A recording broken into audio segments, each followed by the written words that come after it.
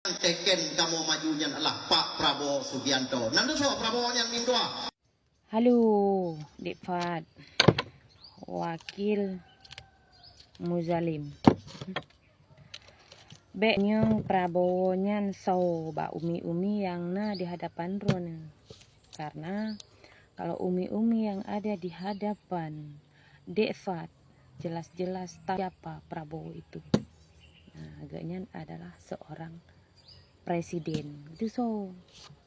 Nah, tapi Pak sini tanyalah sama anak syuhada, juga istri syuhada. Siapakah Prabowo itu? Siapakah Megawati itu? Bener so? Nyan yang poh bangsa Aceh.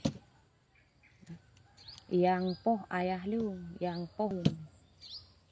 Nyan ada yang. Nyo aku pegah bawa aron bu. Yang na yang belah di. Yang belah di kok. Do yang belah di ya. Tidak salah paham aron. Yang belah di laut. Hati-hati setiap berlangkah karena nyarit lama berut. Nah, upegah awak aron lung sabak kudu eno igli. Haja utara. Daerah kamu ini hanali utun kabeh ibuka lahan PT Cina. Hanali utun bek sampai tuman payah lup lang guci rumah. Nublo guci jeno jubraya raya bak Jawa yang ipeh Jawa jalannya. Nah, gucinya nublo jum tiplu boh rumah. Nulup tinggal nulup lang guci. Tabak utun hanali. Kabeh pegat PT Cina utun. Ya. Bek tuman bangkah hana moho peluang le. Ya pelung bak rumah anak syuhada. Ya pelung bak rumah-rumah janda. Janda-janda yang mati-mati lako. Ya pelung kena nak lagi bantu. Lagi jamun beraji masa-masa konflik. Masa konflik wate sengsara, wate kelaparan di dalam hutan, keluar minta nasi. Bantu masyarakat. Jino senang.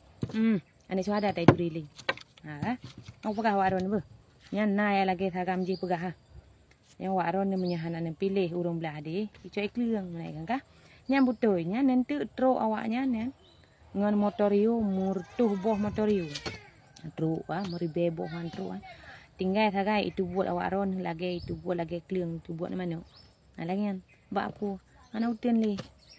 Hana utun kabeh je buka PT Cina. Yo pegah awaron ba.